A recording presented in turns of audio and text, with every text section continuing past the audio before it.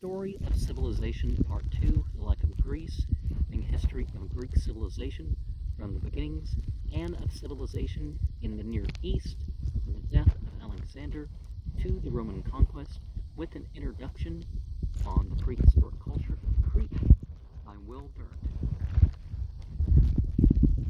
Chapter 8 is called The Gods of Greece. Section 6, Oracles.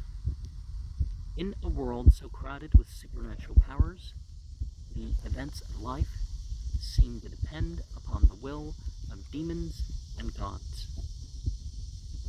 To discover that will, the curious Greeks consulted soothsayers and oracles, who divined the future by reading the stars, interpreting dreams, examining the entrails of animals, or observing the flight of birds.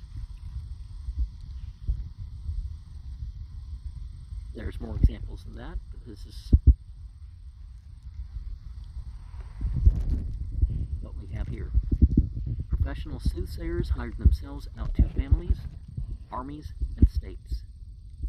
Nicias, before setting out on the expedition to Sicily, engaged a troop of sacrificers, augurs, diviners, and, though not all generals were as pious as this great slave owner, nearly all were as superstitious. Men and women appeared who claimed inspiration and clairvoyance. In Ionia, particularly certain women called Sibyls, i.e. the will of God,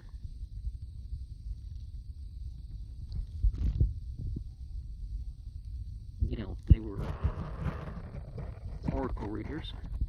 They issued oracles believed by millions of Greeks.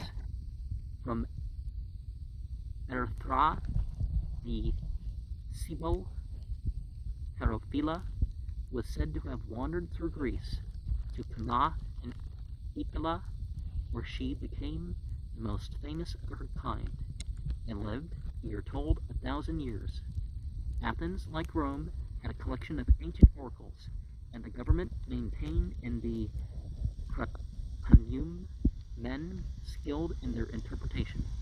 Public oracles were set up at many temples in all parts of Greece, but the most famous and honored were, in early days, the oracle of Zeus at Dodona, and in the historical period, that of Apollo at Delphi. Barbarians as well as Greeks consulted this oracle.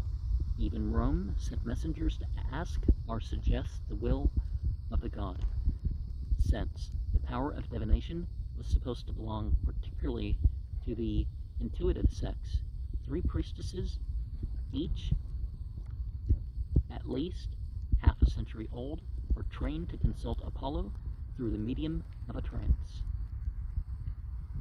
Studies have been shown that women are more likely to consider themselves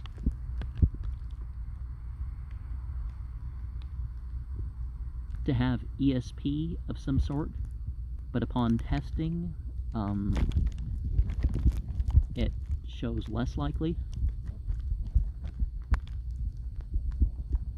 From a hollow in the earth below the temple came a peculiar gas, ascribed to the external decomposition of the Python that Apollo had slain there.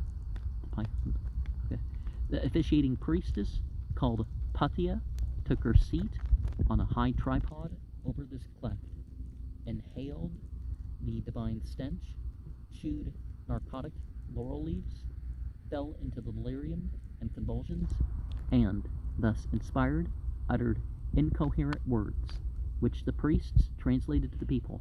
Very often the final reply admitted of diverse, even contrary, interpretations, so that the infallibility of the oracle was maintained, whatever the event. Possibly the priests were no less puppets than the priestesses. Sometimes they accepted bribes, and in most cases the voice of the oracle harmonized melodiously with the dominant influence in Greece. Nevertheless, where external powers did not constrain them, the priests taught valuable lessons of moderation and political wisdom to the Greeks, though they condoned human sacrifice even after the moral sense of Greece had begun to revolt against it, and made no protest against the immoralities of Olympus. They aided the establishment of law, encouraged the manumission of slaves, and bought many slaves in order to give them liberty. They were not in advance of Greek thought, but they did not hinder it by doctrinal intolerance. They gave a helpful supernatural sanction to necessary Greek policies and provided some degree of international conscious and moral unity for the scattered cities of Greece. Out of this unifying influence came the oldest known confederation of Greek states, the Amphictyonic League. Was originally the religious alliance of the peoples dwelling around the sanctuary of Demeter near Thermopylae. The chief constituent states were Thessaly, Magnesia, Pathiatis, Doris, Phakis, Boeotia, Euboea, and Achaia. They met semi-annually, in spring at Delphi, in autumn at Thermopylae. They bound themselves never to destroy one another's cities, never to allow the water supply of any member city to be shut off, never to plunder or permit to be plundered the treasury of Apollo at Delphi, and to attack any nation that violated those pledges. Here was the outline of a League of Nations, an outline whose completion was prevented by the natural fluctuations of wealth and power among states and the inherent rivalries of men and groups. Thessaly formed a block of vassal states, permanently dominating the League. Other Amphictyonies were established. Athens, for example, belonged to the Amphictyony of Calauria and the rival leagues, while promoting peace within their membership, became against other groups vast instruments of intrigue and war. And it can be said that regardless of the spiritual influences, the material world is on the terms that it's on. But that's not to prove that the opposing sides don't have an effect on the material world, particularly on the incarnated beings, that the light beings and the fire beings can't have their influence on not only humans, but on the animals, or one side or the other has some effect in that respect.